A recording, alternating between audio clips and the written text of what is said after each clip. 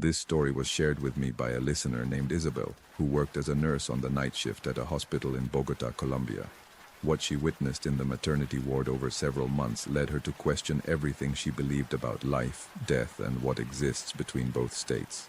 If you work in hospitals at night and have witnessed things that science cannot explain, I would love to read your experience in the comments. This is the story of Isabel and the entity that protected the newborns in room 3.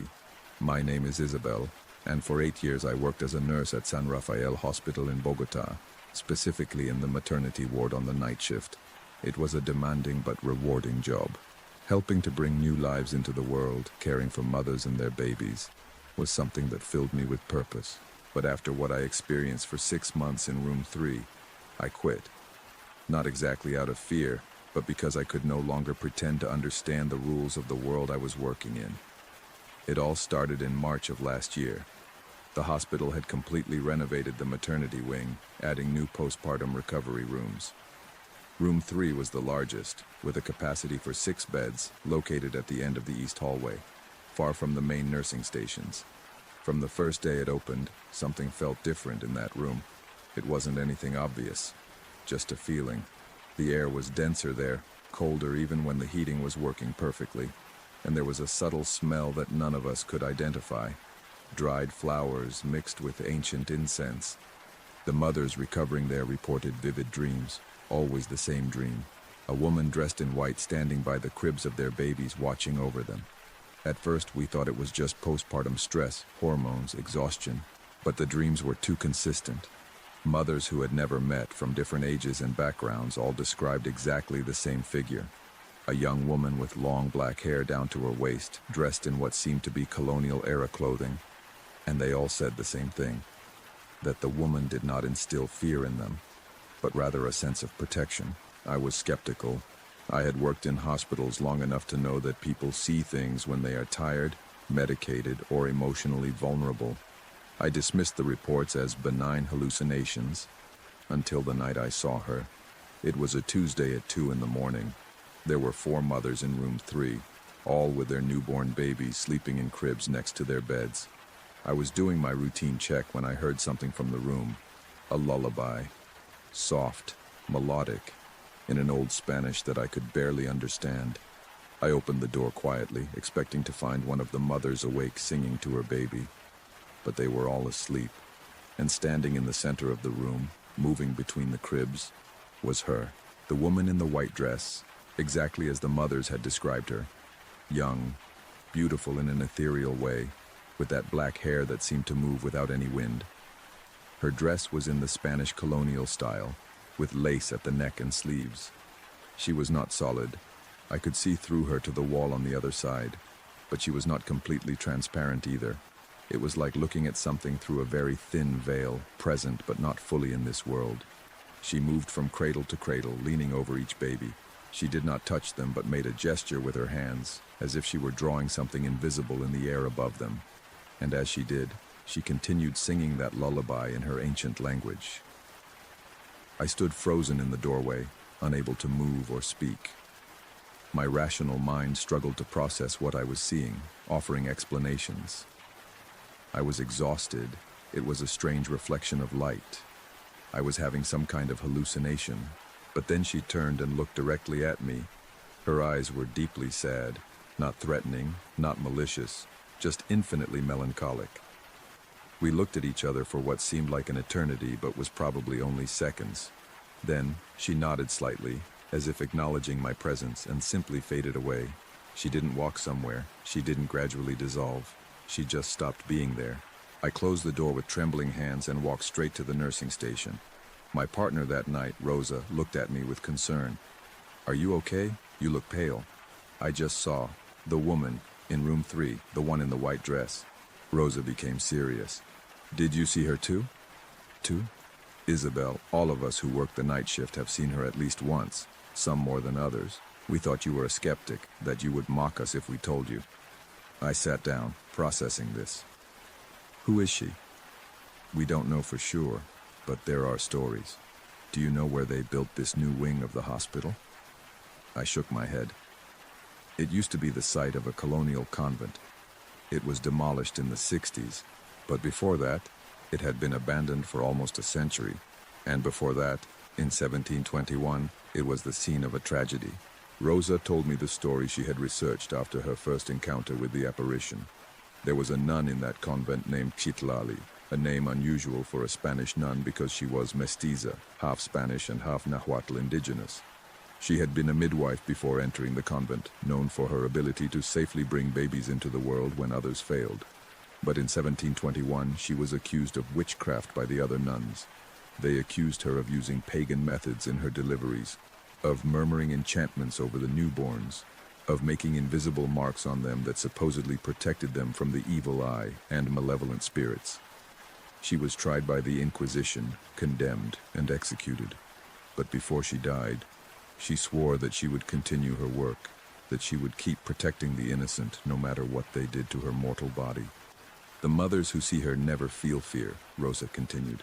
And since we opened room 3, no baby has died there. Not a single one.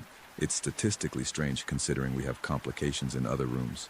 In the following weeks, I saw her 3 more times. Always in the early hours of the morning, always in room 3, always doing the same thing, moving between the cribs, making those gestures over the babies, singing her old lullaby.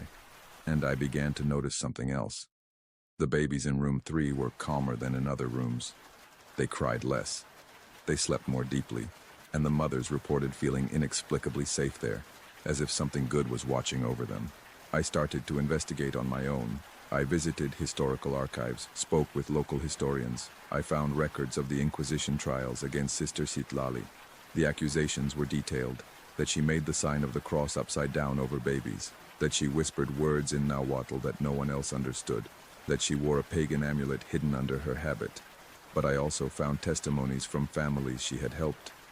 Dozens of letters written to the convent over the decades, thanking Sister Citlali for saving their babies when other births had failed. Many mentioned that their children had an invisible mark that could only be seen under certain light, a mark that supposedly protected them. One night in May, I had the opportunity to speak with her, or rather, she spoke to me. I was alone in room 3, changing the sheets on an empty bed. The other beds were occupied, but all the mothers and babies were sleeping. I felt her presence before I saw her. That change in temperature, that smell of dried flowers and incense.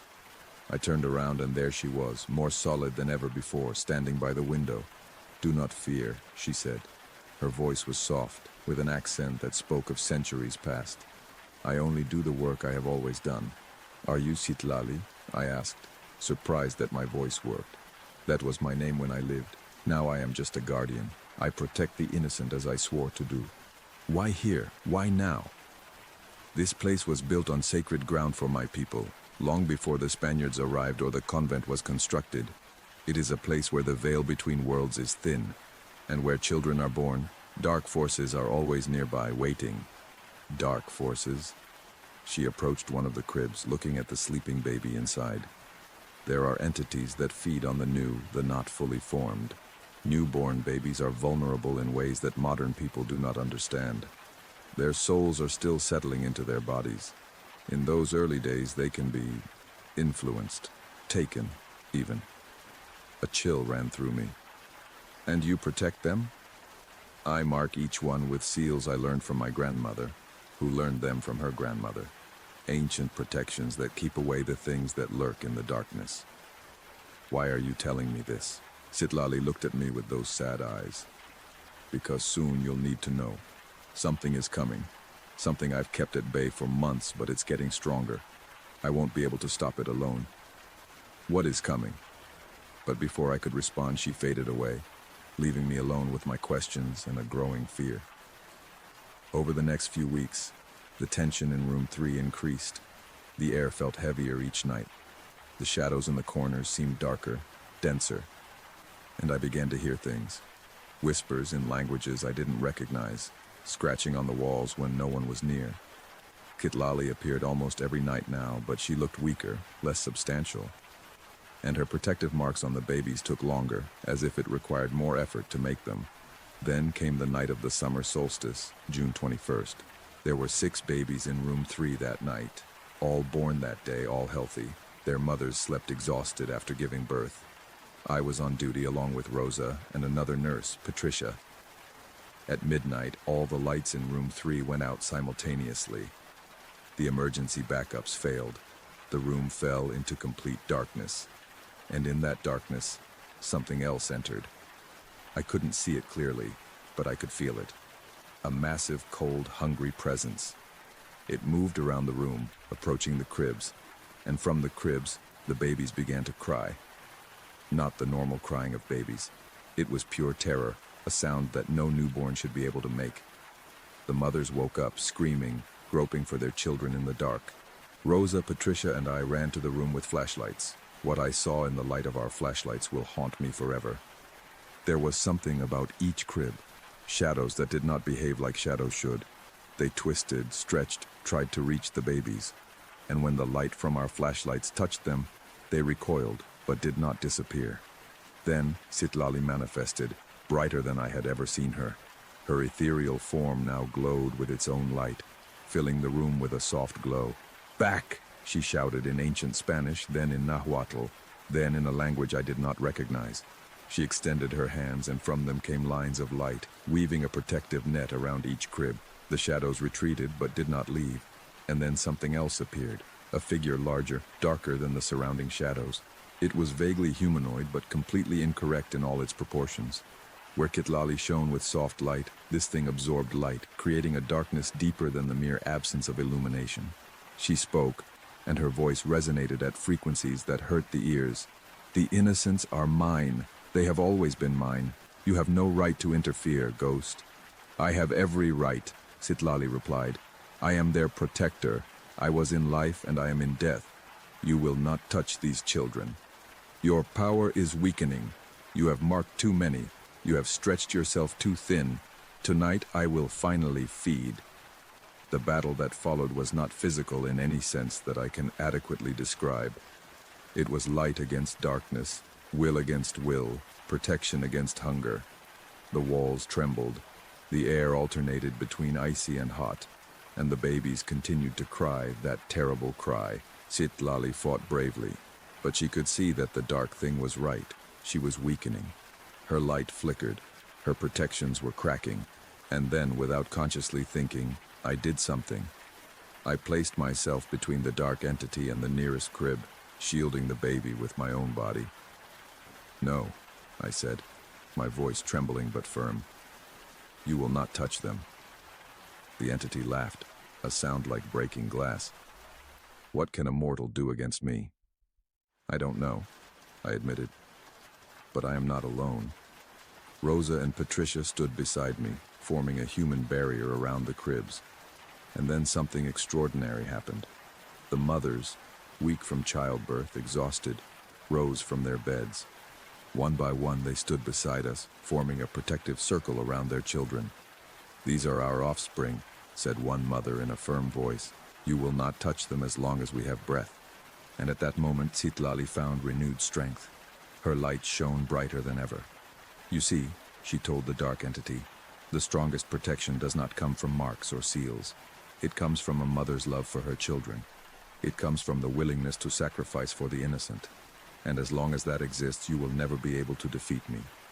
She extended her hands, and from them came a burst of light so bright that we had to close our eyes. When we opened them, the dark entity and all the shadows were gone. The electricity returned. The room was filled with normal fluorescent light. And Citlali was still there, but she looked different, more solid, more present. She looked at all of us with gratitude. "Thank you," she simply said. "You reminded me why I fight. I cannot protect all the children alone, but with brave mothers and dedicated caregivers, the innocent will always be safe." She approached each baby, making her marks one last time. But this time she could see them, bright symbols floating in the air above each child for a moment before being absorbed into their skin. "These seals will last their whole life," she said. "They will protect them not only from dark entities but also from ill intentions, from diseases that could have taken them, from accidents that could have harmed them. They are blessings as much as protections." "Will it return?" "The dark thing?" I asked. "It will try, but now it knows that this place is protected not only by me but by the collective will of the living. That is something it cannot easily overcome." Citlali looked directly at me. "Continue your work, Isabel. Take care of the mothers and their babies, and when you see things you cannot explain, remember, the world is more complex than science admits. There are forces of both light and darkness, and sometimes we in the middle must choose a side. And with that, she faded away. But this time, I didn't feel sadness. I felt peace. The mothers in room 3 that night remembered everything. We talked about whether to report it, but what would we say? That a ghost of an 18th century nun protected their babies from a demonic entity? We agreed to keep it private, a shared secret. But the story leaked out anyway, as these stories tend to do. Soon mothers were specifically requesting room 3. They called it the Blessed Room. And they were right. The babies who spent their first days there thrived in ways that seemed to go beyond medical explanation. I continued to see Citlali occasionally over the following months. Never again as dramatic as that night of the solstice, but there, doing her quiet work. Sometimes just a shadow in the corner of my vision.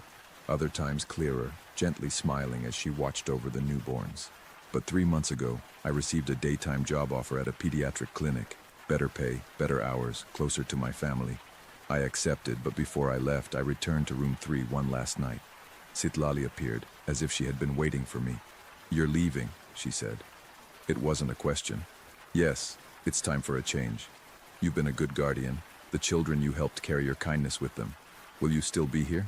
As long as there are babies that need protection, I will be here. It's my purpose, my reason to stay when I should have passed on centuries ago." "Don't you want to rest?" She smiled, and for the first time, the sadness in her eyes lightened. "When the last child I marked lives their full life and dies of old age, then I will rest. Until then, there is work to do. Can I ask you something? The marks you make, the protections, are they witchcraft like the nuns accused you of?" "That's love," she simply replied. "Ancient knowledge passed from grandmother to granddaughter over 1,000 generations, yes. But in its essence, it's just love crystallized in the form of protection. Call it what you want, witchcraft, blessing, magic, prayer. The name doesn't matter. The intention does." We looked at each other in silence for a moment. "Take care of them," I finally said. "Always," she replied. And I left San Rafael Hospital for the last time. Now I work at the clinic during the day, attending to sick children, administering vaccines, doing routine checkups. It's a good job. But sometimes I miss it. The night shift, the stillness of the dark hospital, and yes, even the apparitions.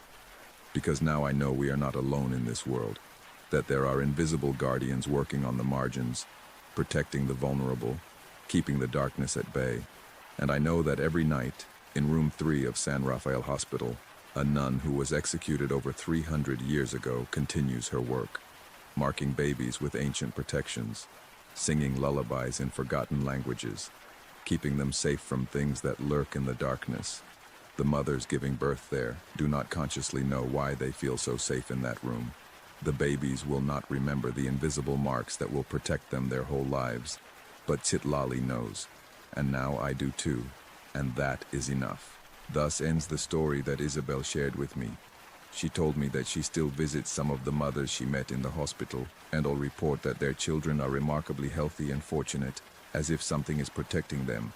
If you have worked in hospitals, especially in maternity or pediatrics, and have witnessed presences that seem to care for the patients, I would love to hear your experience in the comments. Sometimes guardians come in forms we do not expect. Sweet dreams to you.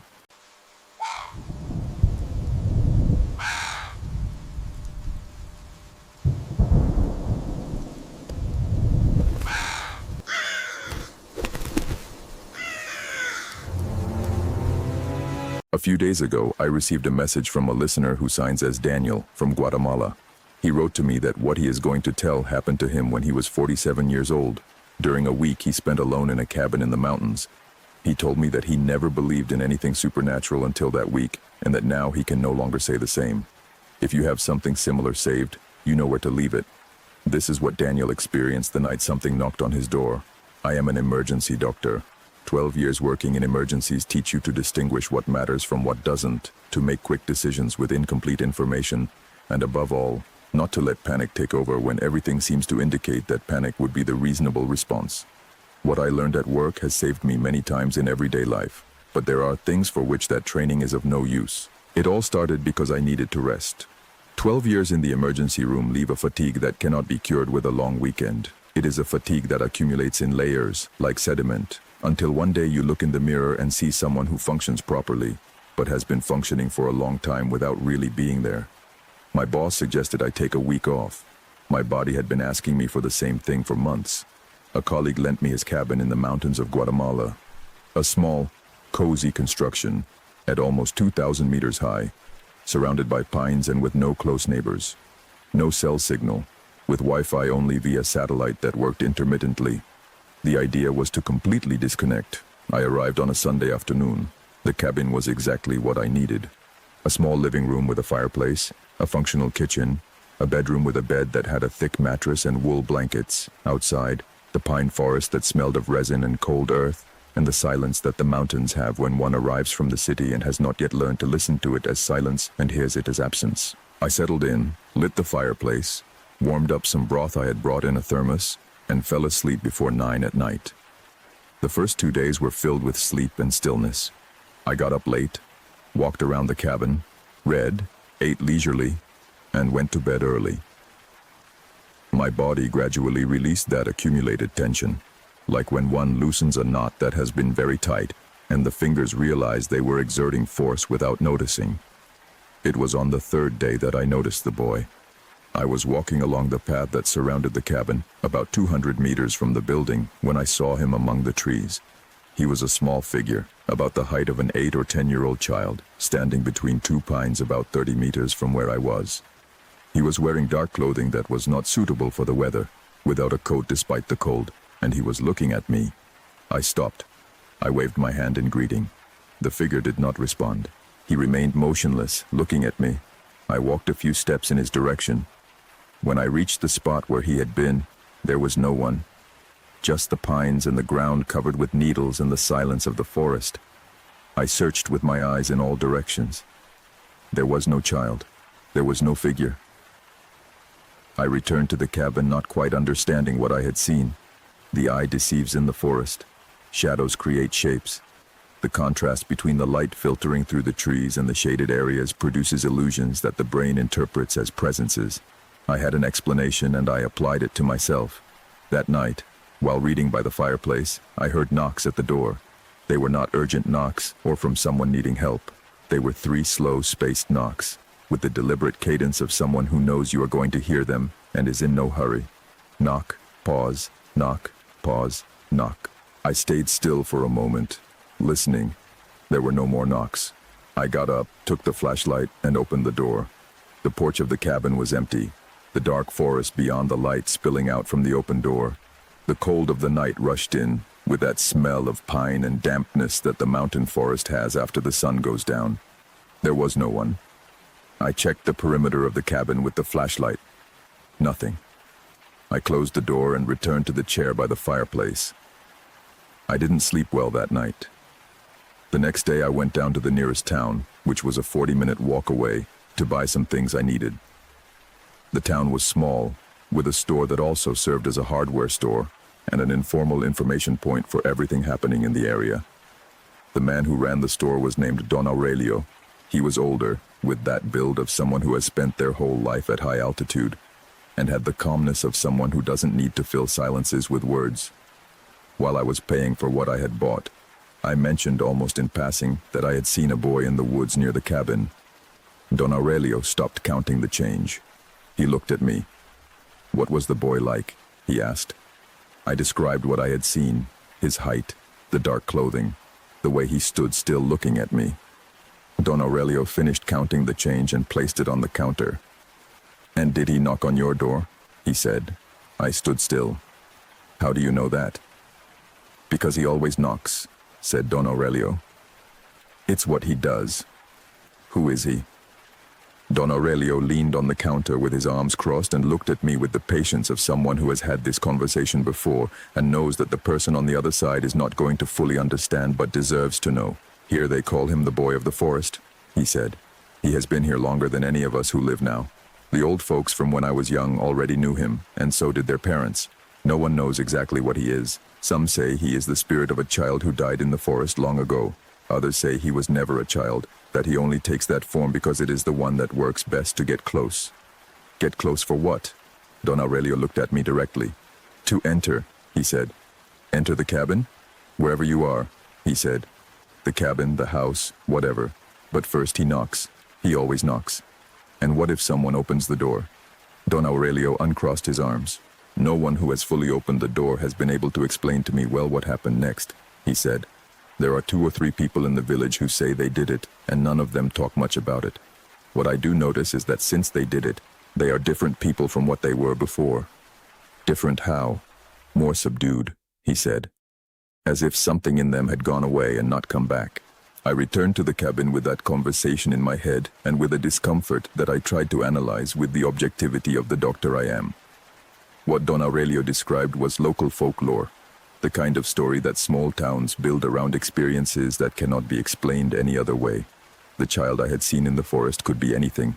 The shadows between the trees, the fatigue, the mind that has been under pressure for months and that, in rest, begins to process everything accumulated in ways that seem external but are internal. I convinced myself reasonably well. Until that night. The knocks came at 11:40. 3 knocks. The same cadence as the night before. Knock, pause, knock, pause, knock. This time I did not get up immediately. I stayed sitting on the bed in the dark, listening. There was silence, and then a voice. It was the voice of a child, high-pitched, clear, completely inappropriate for the time and place. It came from the other side of the door, from the porch. "Sir," said the voice. "Sir, I am cold." I remained absolutely still. The voice had something that did not correspond to what it was saying. The words were simple. The request was that of any child lost in the cold. But the tone was flat, lacking the urgency that a child who is truly cold and afraid in the woods at night would have. It was the tone of someone reciting a learned phrase who knows what the right words are but does not exactly know how they feel. "Sir," the voice repeated, "let me in." I did not respond. The silence that followed was long. Then I heard footsteps on the porch, slow, circling the cabin along the outside wall. I kept tracking the sound. The front porch, the right side wall, the back wall, the left side wall, the front porch again. It stopped in front of the door again. "Sir," said the voice, "I know you are awake." It was right, obviously, but the fact that he said it, that he chose to say it, gave me a chill that had nothing to do with the temperature. I got out of bed carefully, without turning on any lights. I walked to the side window, the one that faced the side of the cabin, and barely moved the curtain. Outside, in the darkness illuminated only by the moon, there was a figure standing next to the wall. It was the silhouette of a child. He was facing the wall, with his palms pressed against the wood, and his head turned in my direction. He was looking at me even though I had barely moved the curtain. I stepped away from the window. I sat in the center of the bed, with the flashlight on, and thought about what Don Aurelio had told me, about the people who had opened the door, about how they were now. The voice did not return that night, the footsteps neither. But at 3 in the morning, when I had already decided that I was not going to sleep anymore and was sitting by the fireplace with the fire turned up to the maximum, I heard something different. No knocks, no voice, just a breath. It was coming from under the door, the kind of sound made by a person lying on the floor with their face against the threshold. A slow and regular breath, too regular, without the variations that the breath of something alive has. I stayed looking at the crack under the door. Under that crack, very faintly, there was a shadow that moved slightly, as if something was there, on the other side, just inches from the wood. I didn't move. The breathing continued for what I estimated to be 20 minutes, although it could have been more. Then it stopped. The shadow under the crack disappeared. The forest fell into complete silence.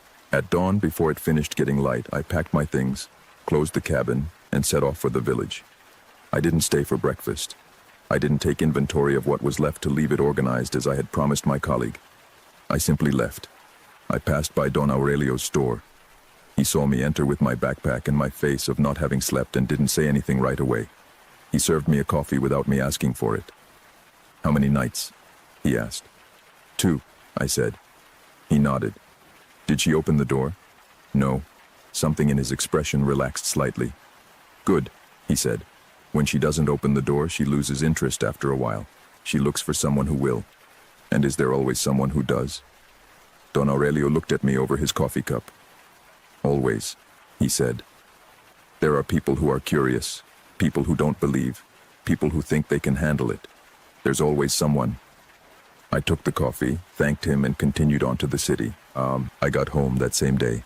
I took a shower, ate something, and slept for 12 straight hours. That night I didn't dream of anything. But at 11:40 exactly, I woke up.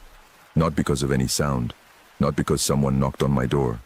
I woke up alone, in the silence of my apartment in the city, with my heart racing for no apparent reason. I stayed still listening. My apartment was silent. The street outside had the normal noise of the city at night. There was nothing. I closed my eyes, and on the edge of sleep, very softly, almost inaudible, I heard 3 knocks. Knock. Pause. Knock. Pause. Knock. Coming from nowhere and everywhere at the same time. I didn't open any door, but since that night, every time it's 11:40 I wake up, and I stay still in the dark until it passes. I don't know how much longer it's going to keep happening. That's all I can say. And there ends Daniel's testimony. He wrote to me at the end that he still sleeps with the hallway light on, something he hadn't done since he was a child. I don't judge him at all. If you've ever heard something at night that you shouldn't have heard, or if you've visited a place where the local warnings turned out to make more sense than they seemed, tell me in the comments. I'm interested in reading it. And if this story accompanied you tonight, subscribe to keep receiving more every week. Take care. We'll hear from you in the next story.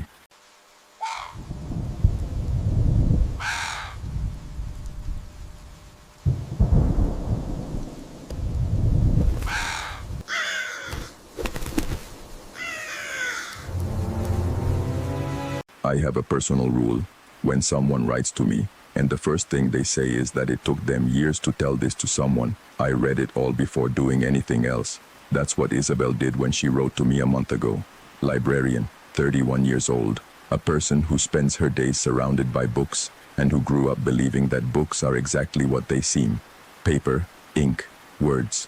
What she found in a donation lot changed that conviction in ways she is still processing. If you have a similar experience with an object, with something you brought into your life without knowing what it carried, I would like to read about it in the comments. But first, listen to what happened to Isabel. I have been working in a library since I was 23 years old. I started as an assistant, organizing returns and sticking barcodes on the spines of books, and I slowly moved up with the patience that a place where time passes differently than in other jobs teaches you. Libraries have their own rhythm, slow and constant, and that rhythm suited me. I am one of those people who need silence to think, and few professions offer as much sustained silence as this one. At 31, I was in charge of acquisitions and cataloging at the Benito Juarez Municipal Library, which is a long name for a medium-sized place. 4 rooms, about 40,000 volumes, a section of historical newspapers that no one consulted but that the budget couldn't cover for digitization, and a staff of 6 people including German, the director. German had been in the position for 18 years. He was a methodical man of few words who managed the library with the same silent efficiency with which it operated, and with whom I had a relationship of mutual respect built over years of frictionless work. We weren't exactly friends, but we understood each other. The lot arrived in March, in the 2nd year of my role as acquisitions manager. Donations are a regular part of the work in any public library. People dismantle personal libraries when they move, when someone dies, or when they simply decide that books take up too much space, and many times they end up with us. Most lots are collections of popular novels from decades past, outdated encyclopedias, technical manuals for trades that are no longer practiced, useful sometimes, interesting rarely, surprising almost never. Don Severo's lot was different from the very first moment. Don Severo Castellanos was an 82-year-old man who lived alone in a house in the historic center and had spent decades collecting books with the quiet obsession of collectors who do not seek economic value, but something more personal and difficult to name. When he called to offer the donation, he spoke directly with German and told him that he wanted to get rid of his library because he could no longer take care of it as it deserved and preferred that the books be in a place where someone would attend to them. German sent me to do the inventory. Don Severo's house was exactly what one expects from a solitary, 82-year-old collector. Books on all available surfaces, on shelves that covered the walls from floor to ceiling, in piles on the floor, in boxes stacked in the hallways. The smell was that of old paper and ink, with a hint of controlled humidity that I recognized as the scent of books well preserved for a long time. Don Severo received me with a formal courtesy, the kind that belongs to another generation, and he took me through the different rooms explaining what was there. He was a thin man, with slow but precise movements and very light eyes that observed with an attention that felt, from the beginning, slightly uncomfortable. Not in a threatening way, just as if he were examining me more than usual. I spent the morning cataloging. It was an extraordinary lot, 19th century editions, some incunabula from the 18th, treatises on botany, natural history, philosophy, theology. The kind of collection that one sees very rarely in this work, and that makes the acquisition budget seem completely irrelevant, because no amount of money would have sufficed to put something like this together. It was at the end of the morning, in the last room, when I found the book. He was alone on a small shelf, separated from the others, on a ledge that, unlike the rest of the house, was dust-free. As if someone cleaned it regularly, it was a medium-sized volume, bound in dark leather with no title on the spine, featuring initials embossed on the cover that did not correspond to any classification system I knew. I took it, as I had taken dozens of books that morning, and opened it.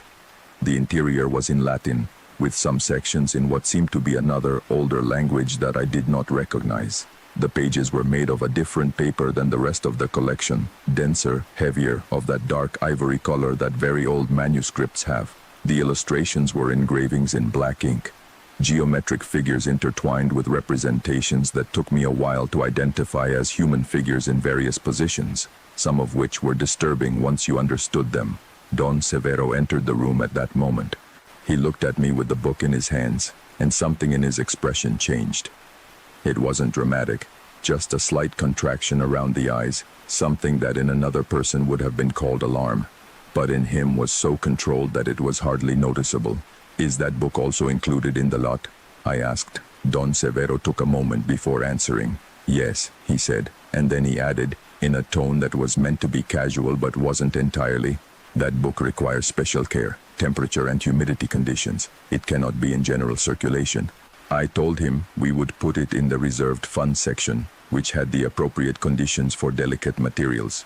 He nodded, and then, when I was about to close the book to note it in the inventory, he placed his hand on the cover, with a gentle firmness that was actually an indication for me to stop. "Don't carry it open," he said. "Neither here, nor on the way. Keep it closed until it's in the place where it will be stored." I looked at him. "Why?"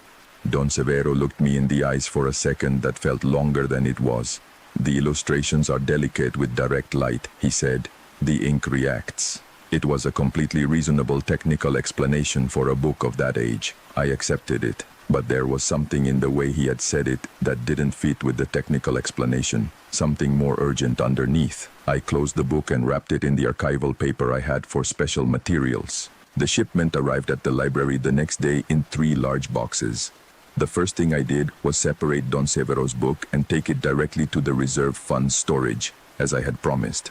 I placed it on one of the special material shelves in a pH-neutral conservation box and registered it in the system with a provisional description because the Latin inside would require more careful cataloging work than usual. I forgot about it for a week. There were 43 more boxes from the shipment to catalog, plus the regular acquisitions work, and that book was just one of several that would require specialized attention at some point in the future. It was German who mentioned it first. He called me to his office one afternoon in the second week after the donation. He had the book open on his desk and was looking at it with an expression that I described to myself as genuine bewilderment. "Did you review this?" he asked when I entered. "Just briefly, at Don Severo's house. It's in Latin. It needs translation work before it can be properly catalogued. Look at this." German pointed to one of the pages with illustrations. I leaned closer and looked. The illustration he was pointing to was an engraving of a central figure, larger than the others, with features that I had not noticed in my initial quick review. It was a figure that combined human traits with something else, traits that the engraving depicted with extraordinary technical precision, and that were disturbing not because they were grotesque, but because they were too detailed, too specific, as if the one who had drawn them knew them firsthand. "Do you know what this is?" German asked. "A treaty of some kind. Perhaps theological or philosophical. There's a lot from the 18th century that uses this kind of illustrations." "I looked for the initials on the cover," German said. "I didn't find any catalog that records it. No library, no archive, nothing. It could be a unique manuscript. Not all texts from that time are catalogued." German nodded, but not with the conviction of someone who accepts an explanation, but with that of someone who keeps thinking. "Close it and put it back," I said, because I suddenly remembered Don Severo's words, "Don't leave it open longer than necessary." German looked at me. "Why?" "The ink reacts with direct light. Don Severo's conservator mentioned it when I catalogued it." German closed the book. I took it back to the storage. That night in my apartment, I couldn't sleep well. It wasn't just one thing that kept me awake. It was an accumulation, the memory of Don Severo's expression when he saw me with the book in my hands, the instructions not to carry it open, the figure of the engraving that German had pointed out to me, and that I still saw when I closed my eyes, not clearly, just as a general impression, like when you look at something bright and the image remains imprinted on the retina, even though the light source is no longer there. I got up at 3 a.m, made myself a tea, and searched the internet for anything related to the initials on the book cover. I spent 2 hours searching without results. Then I looked for demonological treatises from the 18th century with characteristics similar to what I remembered. I found general references, nothing specific. At 5 a.m, I stopped searching and went to take a shower to get ready for work. On the third day after German had taken it out of the deposit, the small things began. The first was a smell. I was working in the reserved fund storage, cataloging other materials from Don Severo's batch, when I noticed a smell I didn't recognize immediately. Something between sulfur and something organic, warm, that didn't correspond to the usual smell of the storage.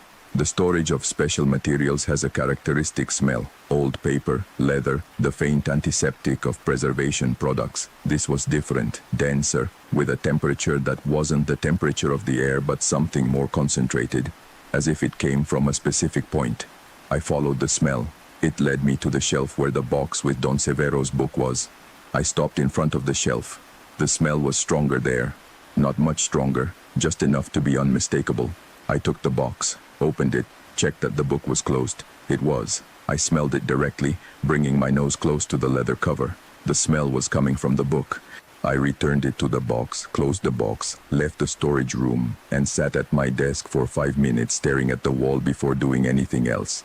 I looked up Don Severo's number in the donation registry and called him that afternoon. He answered on the third ring with that formal elderly courtesy voice of his. I told him I had questions about the book. There was a silence that lasted perhaps 4 seconds, which in a phone conversation is a long silence. "What kind of questions?" he said. I told him about the smell. I asked him if he had noticed anything similar. Another silence. "Is the book in the restricted funds deposit?" he asked. "Yes, as we agreed." "Is it closed?" "Yes." "Good." A pause. "The smell is normal. It is not dangerous as long as the book is closed." "What is in that book, Don Severo?" Silence. "It is a text from the 17th century, not the 18th as you probably assumed. Older." He paused. "It was compiled by someone who spent many years studying certain phenomena, documenting things he had observed." Another pause. "The problem is that some of those phenomena were documented in a way that keeps them active within the text." I remained silent, processing that. "Active how?" I finally said. "The text is not just a description," said Don Severo. "It is also an invocation. Whoever compiled it did not distinguish between describing something and calling it. For him, there was no difference." A longer pause. "The illustrations are particularly powerful. They should not be looked at for a prolonged time, especially those on the central pages." I thought of Kerman looking at the open book on his desk. "How long did my director have it open?" I asked. "I don't know," Don Severo said. "Why?" "Because when I saw it, it was open and he was looking at it." Another silence. This one with a different quality. "How is he now?" The question surprised me. "Fine, I think. Normal." "Good." Don Severo sounded slightly relieved. As long as it was for a short time, there shouldn't be any consequences. He paused. But Isabel, I need that book to remain closed, and I need no one else to open it without proper preparation. What kind of preparation? The kind I don't have time to give you now, and that in any case requires knowledge that can't be explained over the phone. I remained silent. Why did you donate it to me? I asked. If it's so dangerous, why did you send it to a public library? Don Severo took a while to respond. Because I am dying, he said, with the same calmness with which he could have said he was retiring. And that book needs care. It needs a place where someone can look after it, where the conditions are suitable, where there are people committed to preserving what is in their charge. Pause. A library seemed to him the safest place. Safer than what? Than in the hands of someone who would want to open it deliberately. That night I went to the library outside of hours, with the keys I had as the acquisitions manager, and went directly to the reserved funds storage. I took the book box and inspected it from the outside. It was closed as I had left it. I also wrapped it with a conservation polyethylene sheet that we had in the storage, tied it with tape, and labeled it with an internal note that said, "Fragile material. Do not open without authorization from the acquisitions manager." It was a ridiculously insufficient measure if what Don Severo had described to me was real, but it was what I had. German, in the following days, was different. Not in a way that someone outside our usual dynamic would have noticed. Only I, who knew his rhythm and habits for years, noticed something slightly off about him. Small things. He arrived later than usual. I found him twice staring blankly in his office when I passed by the door. In a staff meeting, he gave instructions that contradicted something he himself had established the previous week without seeming to notice. They weren't serious things. They weren't things that could be pointed out directly. German was just a little out of focus. One Wednesday of the third week, I found him standing in front of the door to the reserved funds storage. He wasn't doing anything. He was just standing in front of the door, with his hand on the doorknob, but not turning it. I approached. "Do you need something from the storage?" I asked him. He turned to me with an expression that took a second to compose into something normal. "No," he said. "No, I was just passing by." There was no functional reason for German to go through the storage corridor. His office was on the opposite side of the library. "Are you okay?" I asked him. "Perfectly," he said, and left. That afternoon I called Don Severo again. I told him about German. Don Severo listened and then said, "How long was he looking at the book when he saw it open?" "I don't know exactly. When I got to the office, he already had it in front of him. The middle pages or the beginning ones? The middle ones, I think, where the large illustrations were." Silence. "I need you to do something," Don Severo said. "Tell me." "There is a way to neutralize the exposure. It's not complicated, but it requires you to access the book." Pause. "Are you willing to do it?" "It depends on what it involves." "Open the book to the last page. Only the last one. Do not look at the intermediate illustrations while flipping through the pages. Flip them quickly, one by one, until you reach the end, and read aloud what it says on the last page. It doesn't matter if you don't understand Latin. Just pronounce it." "And does that solve the issue with German?" "It should reverse the brief exposure." A pause. "There's something else. After reading the last page, the book must be sealed, not just closed. Sealed with wax over the closure, so it cannot be opened without breaking the seal." "What kind of wax?" "Any beeswax candle, not paraffin.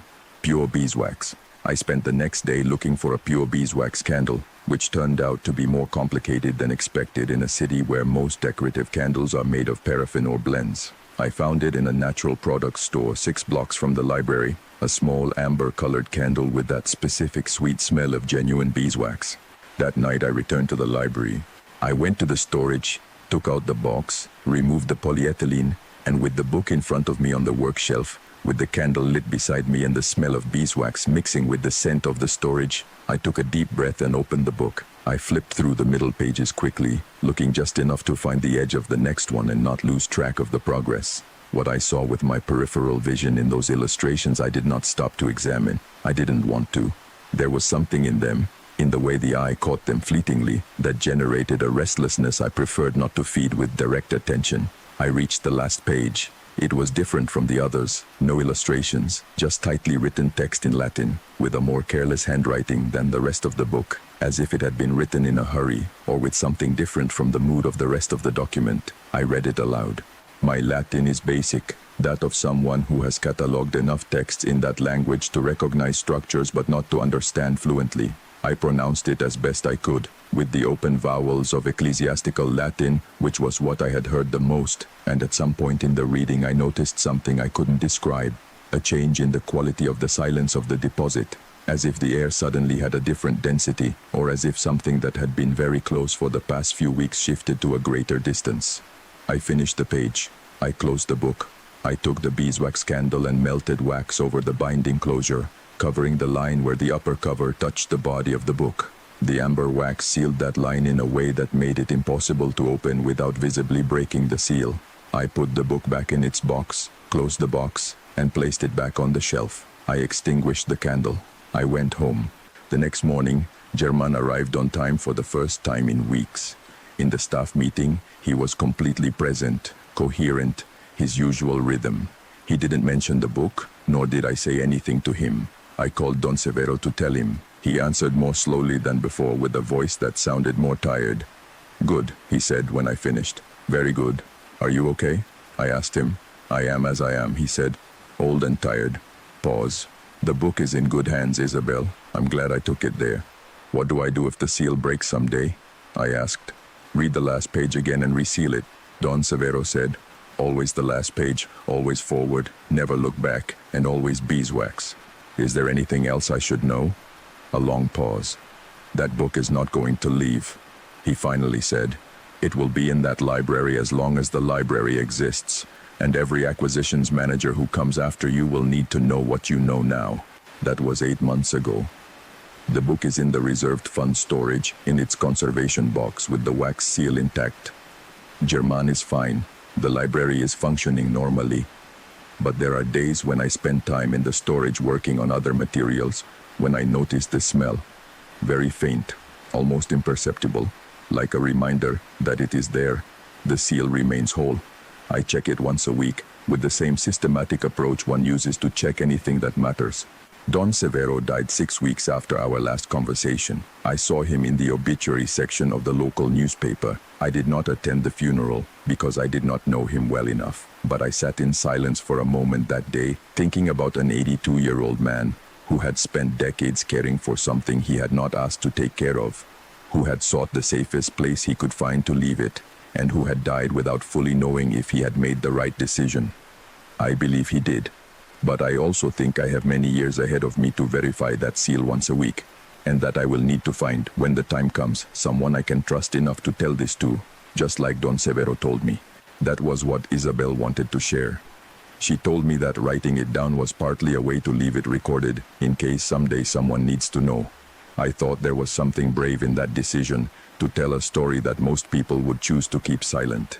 What struck me the most is that chain of people who care for something without having chosen it, who receive a responsibility from someone who can no longer hold it. If this story impacted you, let me know in the comments. And if you have something waiting to be told, don't keep it forever. There's a place for that here. Have a good night. We'll talk in the next one.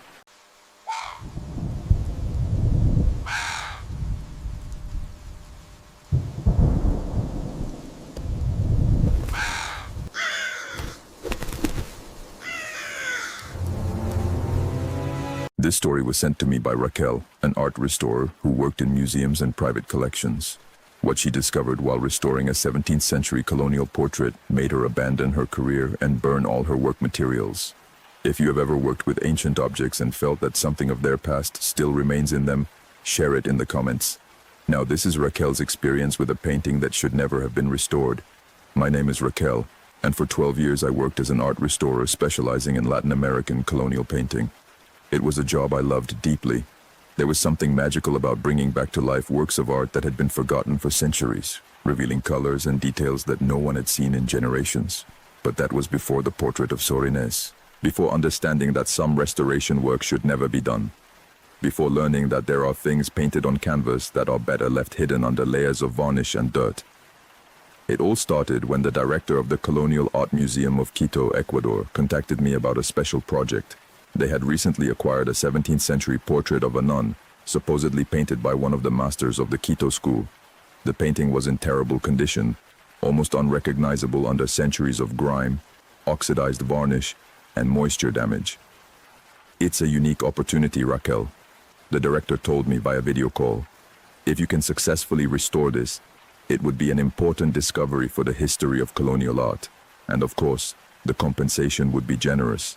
I accepted without thinking much. I had restored dozens of colonial paintings before. This work didn't seem different. The painting arrived at my workshop in Mexico City 2 weeks later, carefully packed in multiple layers of protection. When I finally unpacked it and placed it on my easel under the bright work lights, I was able to appreciate the magnitude of the challenge. The painting measured approximately 1 meter by 80 centimeters. It depicted a nun standing, dressed in the black and white habit of the Conceptionist nuns. Her hands were clasped in prayer, and her face, well, her face was barely visible under the accumulated dirt. I could only make out the basic outline of her features. In the lower right corner, there was a barely legible inscription, "Sister Inez of the Most Holy Trinity, 1687. Nothing more. No artist's name, no further context. I began the restoration process as I always did. First, extensive photographic documentation of the current state. Then, analysis of the composition of the varnish and paint using ultraviolet light and X-ray shots. The X-rays revealed something interesting. There was another painting underneath, a pentimento as it's called in the art world. The artist had changed his mind about the original composition and painted over it. This was not unusual. Colonial artists often reused canvases or altered their works during the process, but there was something strange about this pentimento. The figure underneath seemed to be in a completely different position, almost as if it were screaming. I dismissed the observation. X-rays could be deceptive, showing shadows and shapes that were not really what they seemed. I began the cleaning. This was always the most delicate and rewarding process. Using specialized solvents and cotton swabs, I carefully removed layers of dirt and oxidized varnish, revealing the original colors underneath. The first sessions were normal. I worked in small sections, documenting each step. I first cleaned the background, revealing a beautifully painted convent interior with stone arches and a window showing a dark blue sky. Then I moved on to the nun's habit. The deep blacks emerged, rich and velvety. The whites were bright, almost luminous. The artist had clearly been a master in the handling of light and shadow, but it was when I started to clean the face that things began to get strange. The first sign that something was wrong was a smell. As I removed the layers of varnish from the face area, a sweet and sickly odor began to emanate from the canvas. It wasn't the typical smell of old paints or solvents. It was organic, almost like rotting flesh, but very faint. I thought that perhaps the canvas had developed mold at some point. I took samples for analysis, but the results came back negative. There was no active biological presence. The smell had no explanation. I continued working, although the smell made me uncomfortable. I carefully cleaned the nun's forehead, then her eyes, and when I finally revealed her full face, I had to stop. It was not a peaceful or pious face as you would expect from a portrait of a nun. The eyes were too wide open, the whites too visible, giving her an expression of terror or madness. The mouth was slightly open, as if she were about to scream, and there was something in the brushstroke, in the way the artist had captured every detail, that made the face seem almost alive. But the most disturbing were the eyes. They seemed to follow you. No matter from what angle you looked at the painting, Sister Inez was looking directly at you. It's an effect that some master painters achieved intentionally, but I had never seen one so pronounced, so unsettling. I took a break, needing to step away from the painting. I made tea and sat in my small resting area, trying to shake off the feeling of discomfort. It was just a painting, I reminded myself, an inanimate object. The feeling of being watched was just my imagination working overtime. When I returned to the studio, the painting was different. Not physically different, not in any way I could document or prove, but the feeling in the room had changed. The air felt heavier, colder, and I swear that the expression on Sister Inez's face was slightly different, more aware. I told myself that I was being ridiculous. Too many hours staring at the same image can make your brain see things that aren't there. I continued with the restoration. During the following weeks, I worked on consolidating areas where the paint was peeling, repairing small tears in the canvas, and removing moisture stains. The work was technically successful, The painting was transforming, revealing the mastery of the original artist. But every day, the atmosphere in my workshop worsened. I began to have difficulty concentrating. I constantly felt that someone was watching me. I heard sounds when I was alone, barely audible whispers, footsteps upstairs even though I lived alone in a single-story building. And my dreams became disturbing. I dreamed of dark convents, cold stone cells, of women in black habits performing rituals that I could not fully understand, but knew were profane. In one of those dreams, Sister Inez spoke to me. She told me that there were hidden things in the painting, secrets that I had to uncover. She implored me to keep cleaning, to reveal everything that had been concealed. I woke up from that dream sweating, my heart racing. It was 3 a.m, and from my bedroom, I could hear something in my workshop, a whisper, constant and rhythmic, as if someone were praying. I forced myself to get up, to investigate. The workshop was empty, of course, but the painting of Sister Inez was faintly glowing under the emergency light, and I swear that her mouth, which had been slightly open, was now closed in a smile. The next day, I decided to investigate more about Sister Inez de la Santísima Trinidad. I contacted the museum in Quito, asking for any historical information they had about her. What they discovered in their archives chilled my blood. Sister Inez had been a Conceptionist nun at the Convent of the Immaculate Conception in Quito. She entered the convent in 1670, at the age of 16, a young woman from a wealthy family who had supposedly chosen religious life out of true vocation. But in 1687, the same year the portrait was painted, she was accused of heresy and witchcraft practices. According to the records of the Inquisition, Sister Inez had been leading secret rituals in the convent, invoking evil spirits, performing black masses. Several young nuns testified against her, describing nighttime ceremonies in which Sister Inez supposedly made pacts with the devil. She was tried, convicted, and executed, but here was the part that made me tremble. Before dying, Sister Inez swore that she would find a way to return.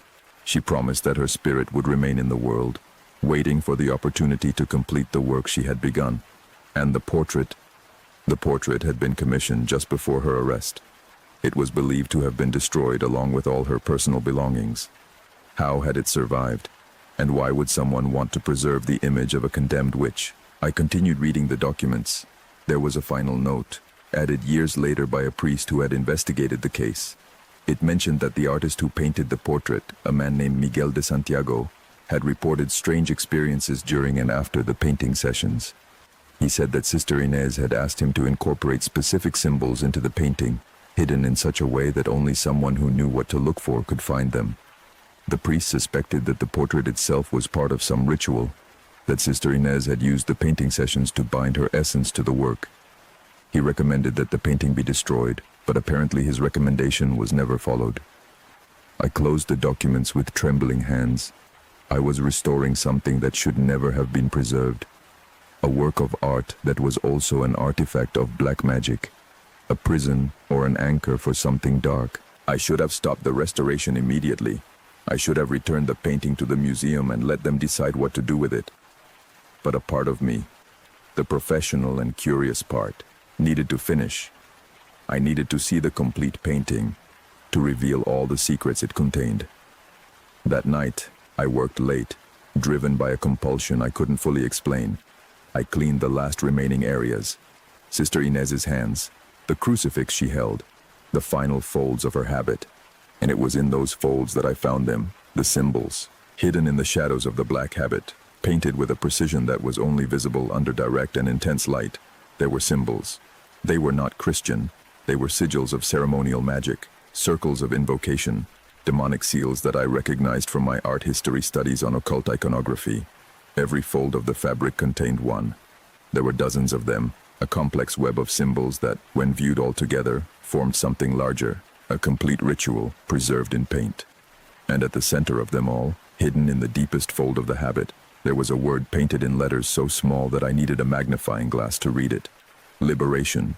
The moment I cleared that final word, revealing it completely, something changed in my workshop. The temperature dropped drastically.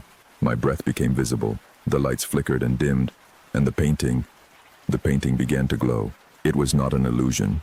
A pale and sickly light emanated from the canvas, concentrated on the symbols it had revealed. It pulsed like a heartbeat, each pulse stronger than the last. I stepped back, tripping over my chair, falling to the floor. And then I heard it, a voice, the voice of Sister Inez, not in my head this time, but real, resonating in the workshop. "Thank you," she said. "Thank you for freeing me." The air around the painting began to distort like heat rising from asphalt. And from that distortion, something emerged. A figure, translucent at first but becoming more solid with each passing second. It was Sister Inez, or what remained of her. She wore the same habit as in the portrait, but her skin was pale, almost gray. Her eyes were completely black, with no visible whites. And when she smiled, her teeth were sharp, too numerous for a normal human mouth. 335 years, she said, her voice raspy as if it hadn't been used in centuries. 335 years trapped in that canvas, aware but powerless. I knew that eventually someone would clean the symbols, revealing the complete ritual. I just needed patience. I was being dragged back, searching for my phone, something, anything. But Sister Inez moved with impossible speed, blocking my way to the door. "Don't be afraid," she said, although everything about her presence screamed that I should be afraid. "I won't harm you. On the contrary, I am grateful to you. You have completed the work I began over 3 centuries ago. You have given me physical form again." "What are you?" I managed to ask, my voice barely a whisper. "I am what I have always been, a seeker of forbidden knowledge, one who made pacts with powers that the church feared. They condemned me, executed me, but before I died, I found a way to preserve myself. I convinced the artist to create this portrait, to incorporate the symbols that would link my essence to the painting, but I needed all the symbols to be visible for the ritual to be completed. For centuries, they were hidden beneath layers of grime, until you came. I can cover them again," I said desperately. "I can reverse everything I did." Sister Inez laughed, a sound that had nothing of humor. "Too late. The seal is broken. The ritual is complete. I am free." She approached a window, looking out at the city of Mexico that stretched beyond. A new world, so different from the one I left. So many souls, so many opportunities. The work I started in that convent can continue now, expand beyond what I ever imagined. "What work?" I asked, although part of me didn't want to know. "Opening doors, breaking down the veil between worlds, bringing through those doors those with whom I made pacts. They gave me power then, and in return, I promised to prepare a path for them to this world. That promise is still in effect." I stood up with trembling legs. "I can't let you do that." Sister Inez turned to me, her expression almost one of pity. "You have no choice, but I will make you an offer. Join me. You have talent, a sensitivity to the occult that you don't even fully recognize. I could teach you, as I tried to teach the nuns in my time. We could do great things together." "Never. Then I will simply leave you with your life, for the gratitude I feel towards you. But do not try to stop me or warn others. It won't work, and if you try..." Their form momentarily became darker, more threatening. "Remember that I know where you live, where you work, whom you love. The freedom you gave me comes with responsibilities." And with that, they vanished. They did not walk towards the door, nor did they gradually disappear. They simply ceased to be there, as if they had never existed except for the persistent cold in the air and the painting that still faintly glowed on my easel. I was left alone in my studio, trembling, crying, trying to process what had just happened. I had unleashed something ancient and malevolent, and I didn't know what to do about it. I called the museum in Quito. I told them there was an accident during the restoration, that the painting was irreparably damaged. I lied, saying that a fire in my studio had completely destroyed it. Then I burned the canvas. I took it to my small backyard and set it on fire. The flames were of strange colors, greens and blues, and the smoke that rose had that same sickly sweet quality I had smelled during the restoration. As it burned, I heard screams. Not human screams, but something deeper, older. But I didn't stop. I let it burn completely until only ashes remained. I don't know if that made any difference. Sister Inez was already free. Burning the painting probably didn't return her to her prison. But at least I destroyed the portal, the anchor that connected her to that physical object. I gave up on the restoration. I couldn't continue, not after understanding that some ancient objects are not simply art or historical artifacts. They are prisons. They are traps. They are seals that keep contained things that should not be released. During the following months, I obsessively searched for news of strange events, rituals, anything that could indicate that Sister Inez was fulfilling her promise. I found some disturbing things: an increase in cult activity in Mexico City, reports of rituals in abandoned places, some unexplained disappearances, but nothing conclusive. Nothing that could definitively lead the authorities without making me seem crazy. And then, 3 months ago, I received a package. It had no sender. Inside was an old photograph taken in the 19th century according to the style. It showed a group of women dressed in black, standing in front of a building I recognized as my workshop. All the women had blurry faces except for one in the center, Sister Inez, clear as day, looking directly at the camera, or rather, directly at me through time. On the back of the photograph, written in ink that seemed very fresh, there was a message: "I'm always close, watching, waiting. If you change your mind about my offer, you just have to call me." I have not received direct communication since, but I know she is out there, working on her plans, fulfilling her promises to the entities with whom she made pacts over 3 centuries ago. And I live with the guilt of knowing that I set her free, that my professional ambition, my curiosity, my pride and my skill as a restorer were the tools I used to escape from my prison. Sometimes I wonder if I should have accepted her offer. If being part of whatever she is building, I could at least maintain some control over it, mitigate the damage it might cause. But then I remember those completely black eyes, those sharp teeth, the darkness that emanated from her like a palpable aura. And I know that whatever she is building is not something I should be involved in, no matter the consequences of refusing. So I live my new life. I teach art at a high school. Simple, safe, far from colonial paintings and secrets hidden beneath layers of varnish. But every night before sleeping, I check the news, looking for signs, waiting for the day when the doors that Sister Inez promised to open finally swing wide. And when that day comes, I don't know what I will do. Whether to flee further away, to try to fight, or simply to accept that this is the world I helped create when I cleaned that last symbol and completed the ritual I had waited 335 years to finish.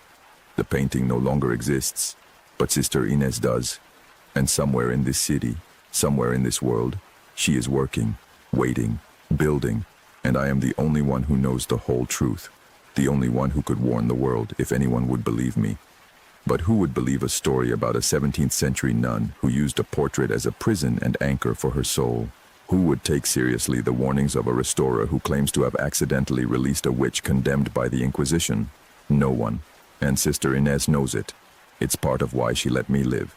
Because my silence, my forced disbelief, is more useful to her than my death.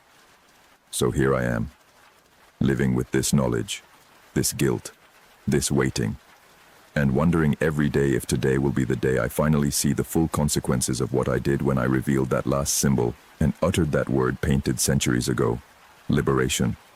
And that's all Raquel wanted to share. She told me that writing this was almost like a confession, an attempt to warn others who work with ancient objects about the dangers that may lie beneath the surface. If you have ever worked restoring ancient art or historical artifacts and felt that something more than paint and varnish was present, let me know in the comments. Sometimes what we preserve from the past includes things that should have remained forgotten. May you rest peacefully tonight.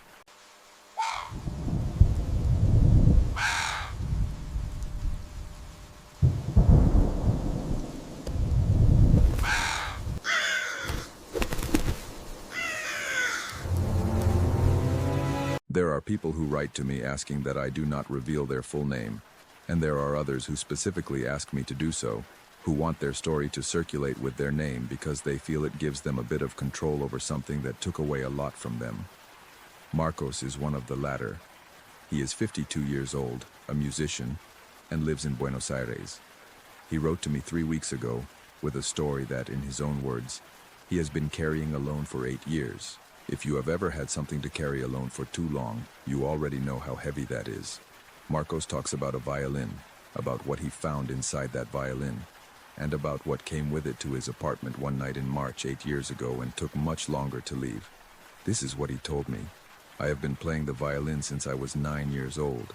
I'm not saying this to show off or to establish credentials. I'm saying it because it's important to understand that I know the instruments in the way one knows things they've had in their hands for decades. I know their weight, their temperature, the specific sound each one makes when you tune it and when you detune it, the way the varnish ages, and the way the wood responds to the climate.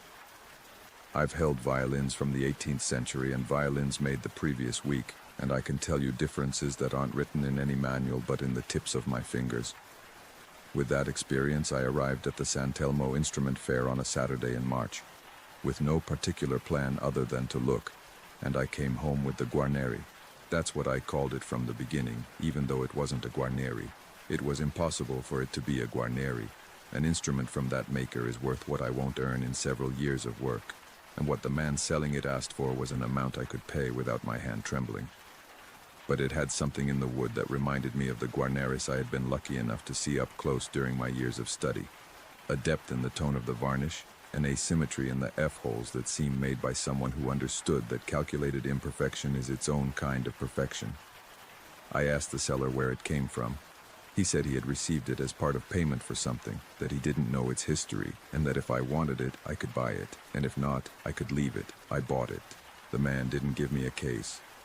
The violin was wrapped in a dark, soft cloth, the kind used for old instruments. I unwrapped it right there to check it. The wood was in good condition, the pegs responded well, the bridge was slightly crooked, but it was a minor adjustment. There was something inside. I saw it when I tilted the instrument towards the light. A paper, folded, wedged behind the soundbar. I tried to pull it out with my fingers but couldn't. The seller, who had already forgotten about me, glanced at me for a second when I tilted it. I asked him if he knew what that paper was. He said, "I didn't take it out. You do whatever you want." I took the violin home. That night, with good light and a long watchmaker's tweezers, I pulled out the paper. It was a document. Handwritten, in a script I would recognize as from the early 20th century, if not earlier, in Spanish with some words that are no longer used, or that are used differently. It had no date. It was signed with a name I will not repeat here because there are things I learned that are better left unspoken or unwritten. It was a kind of declaration that the author, the signer, ceded something to the instrument. His words were confusing in parts, but the general sense was that a delivery, something given in exchange for something received. The last line said, and these I copy exactly because they are etched in my mind: "What lives in the wood is mine as long as I live. When I am no longer here, it is yours. May he who touches it know that he is not alone." I kept the paper. I told myself it was a historical curiosity, the kind of thing an eccentric musician from another century had tucked inside his instrument as an artistic statement or as a private joke. I went to sleep. That night I dreamed of music. It was not a melody I knew or had composed. It was something that came from outside the dream, if that makes sense. A music that I heard but did not play, that arrived from somewhere behind the images of the dream like a separate audio track. It was beautiful, I must say, in a way that generated something between admiration and discomfort, like the beauty of certain things that one senses they shouldn't find beautiful. I woke up at 3 in the morning. The apartment was silent. I poured myself some water in the kitchen, and on my way back to the bedroom, I passed through the living room where I had left the violin on the dining table. I stopped. The violin was in the same place where I had left it, but the pegs were in different positions. Not all of them, just 2, the E and A. I had tuned them that afternoon, and now they were moved. Not much, but enough for the tuning to be slightly altered. I told myself that the changes in nighttime temperature could move the pegs of an old instrument. It's true that this happens. I told myself it was that. I went back to bed. I closed my eyes. And I heard, for perhaps 2 seconds from the living room, a note. Just one. Long, sustained in the register of E. I remained motionless for several minutes. Not repeated, just that note, suspended in the silence of the apartment, and then nothing. The next day I called my daughter Rebecca. She lives alone a few blocks from my apartment, and we often work together. Her as a pianist, me as a violinist, in small ensembles and private events. I told her about the new violin, the paper inside, the note from the night. She listened to me with the mix of affection and impatience she uses when she thinks I'm being dramatic. She told me that the note was probably a contraction of the wood, that old papers inside instruments were more common than they seemed, and that if the instrument sounded good, I should take advantage of it. I agreed with her. We hung up, but I started playing the violin that very afternoon, and what came out stopped me. It was perfect, and that, for someone who has been playing for more than 4 decades, has a specific meaning. It's not that I play poorly, it's not false modesty, but there is a level of technique where one knows exactly the limits of their own hands, what they can produce and what they cannot. And that day, with that instrument, I was producing something that was beyond my usual limits. Passages that normally took me effort were flowing out with a fluency that wasn't mine. Nuances that took me years to develop were coming effortlessly, without thinking about them. It was as if the instrument knew where I wanted to go before I even decided. I played for 3 straight hours. When I stopped, I realized that I hadn't stopped out of exhaustion, but because something inside the instrument, or inside me, or in both, decided that it was enough for that day. That feeling, that the decision wasn't entirely mine, was the first thing that caused me real and sustained discomfort. During the following week, I played every day.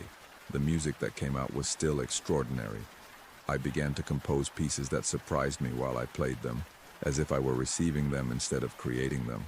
In the 30 years I've been composing, I had never experienced anything like this with such consistency. Music that arrived complete, without the construction work that it normally implies, without the versions and corrections and discards. It just arrived, and it was good. It was better than anything I had done before. But the apartment was starting to feel different. It's hard to describe accurately. It wasn't that something had changed physically. The furniture was in its place. The temperature was normal. There were no strange smells or noises. It was something more in the atmosphere, in the quality of the air, like when you enter a room where 2 people have just had a tense conversation and have already left.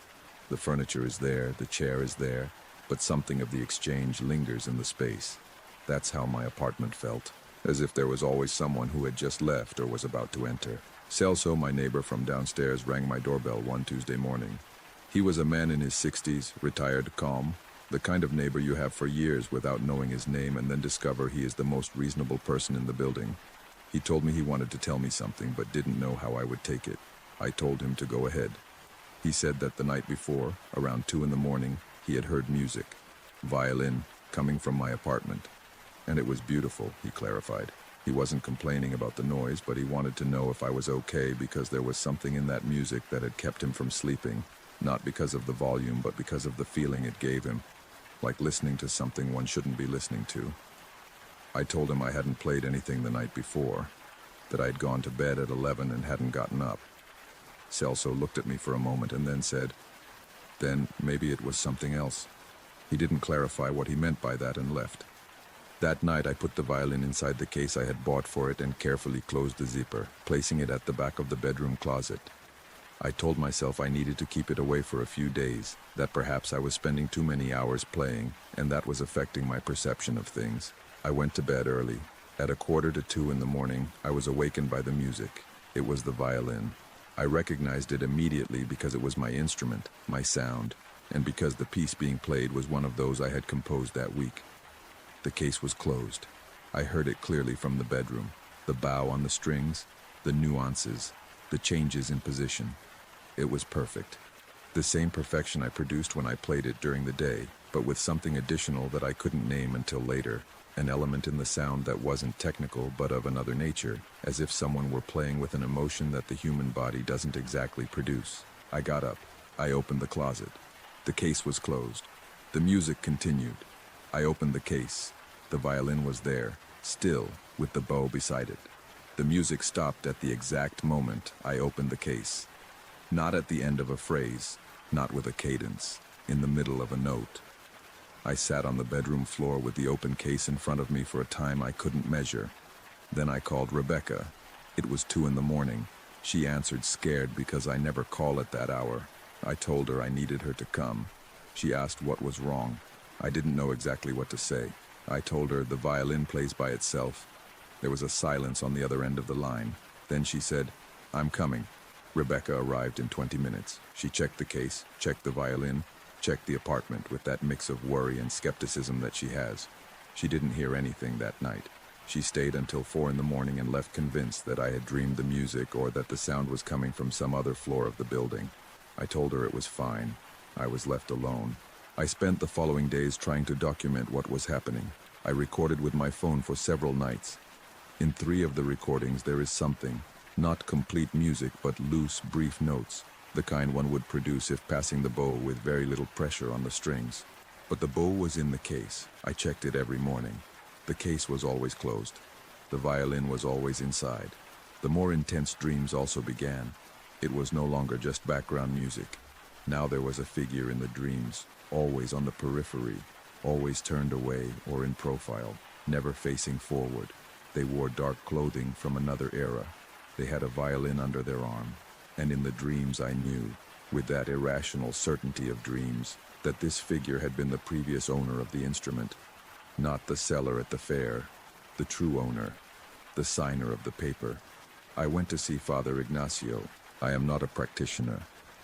My relationship with the church is that of someone who went to Mass as a child and then drifted away without drama or resentment.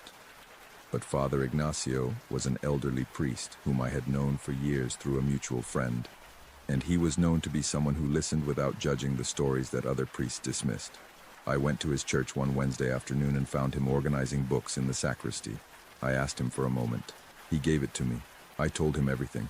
The paper inside the violin, the text of the declaration, the nighttime music, the dreams, the figure. Father Ignacio listened without interrupting me even once. When I finished, he closed the book he had in his hands and asked me, "Did you play that instrument after reading the paper?" I told him yes. He nodded slowly as if that confirmed something he already suspected. He told me that what I was describing had characteristics of what in certain traditions is called an invocation bond by object. Someone had made a pact that tied a presence to that instrument with specific conditions of transfer, and by playing the violin I had activated that bond unknowingly. He told me that it was not necessarily a malevolent presence, that such pacts were sometimes made for reasons that the signer considered legitimate, often related to talent, with the desire to continue something beyond death. But that such a bond had consequences that accumulated over time, that the presence began to take up space, that the object became a door always ajar. I asked him what I could do. He thought for a moment. Then he asked me if I had the paper. I told him yes, that I had kept it. He told me to bring the paper and the violin, that there was a way to close that bond, which involved a blessing of the instrument and the destruction of the paper, but that for it to work I had to make a decision, that if we closed the bond, the instrument would become just an instrument again, that the perfection I had experienced while playing it would leave with its presence. That part cost me more than I expected. Spending a week playing with that quality, producing that music, had left a mark. It was like having tasted something and knowing that when you returned it, you wouldn't forget the flavor. I told Father Ignacio that I needed to think about it. He said he understood, but that I shouldn't wait too long, that bonds of that kind tended to deepen over time. I returned to the apartment. I sat in front of the closed case for a long time. I thought about the signer of the paper, about what he had wanted, for his music to continue, for what lived in the wood not to die with him. I thought that in a way he had succeeded, that I had played his music, that I had heard it in dreams, that somehow he had managed to have someone else receive it. But I also thought about Celso, who had not been able to sleep, about Rebecca, who had come scared at 2 in the morning, about the nights I had spent awake listening, about the feeling that my apartment had an occupant that I had not invited. I went to Father Ignacio the next day with the paper and the violin. The process seemed simple. A prayer, holy water over the instrument, the paper burned in a metal bowl while Father Ignacio recited something in Latin that I couldn't follow. It lasted perhaps 20 minutes. The paper took a while to burn. The flame flickered on and off several times before it held, which Father Ignacio observed without comment, but with visible attention. When the paper finished burning, he returned the violin to me, told me to take care of it, that it was a beautiful instrument, and that if he noticed anything again, I should let him know. I returned to the apartment. That night I slept without dreams, or if there were any, I don't remember them. The apartment felt different. That residue of presence that I had learned to recognize was no longer there. It was simply my apartment, with the normal silence of a 5th-floor flat in the early morning and the distant traffic of the avenue. The next day I took the violin and played. It was a good instrument, better than most I have had, but that was all it was, an instrument. The supernatural perfection of the previous week was not there. My hands were my hands, with their known limitations and their technique built over decades. I played for an hour and what came out was good, solid, mine.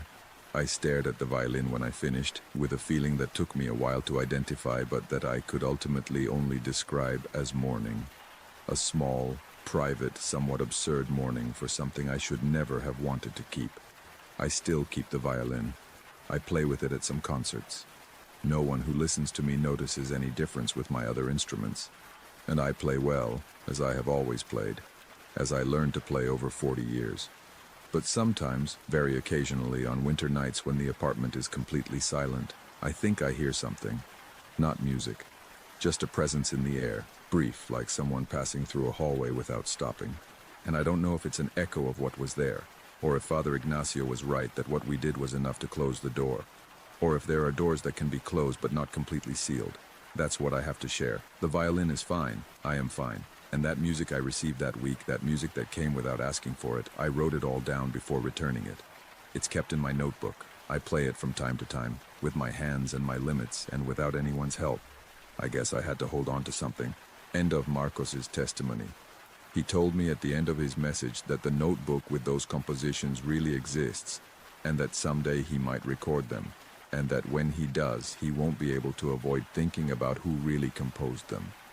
What stays with me most from his story is that question he asks himself at the end, whether there are doors that close completely or if there is always a crack left.